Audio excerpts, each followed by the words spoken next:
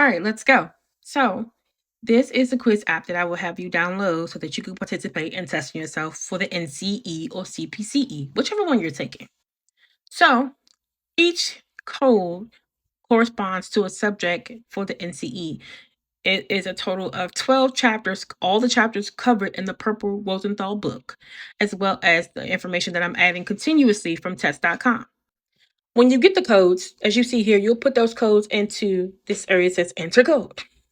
Okay, you're going to put in whichever one you're studying for, whether it's areas of clinical focus, professional ethics, and you're going to enter your name in here and press enter. There's unlimited amount of time you can spend on this. The test usually lasts for like a month, and then I'll give you new codes so you can finish and new testing information. So it counts down, and then here you go. It's colorful. I love it. I love Quiz. I can't think of any other app.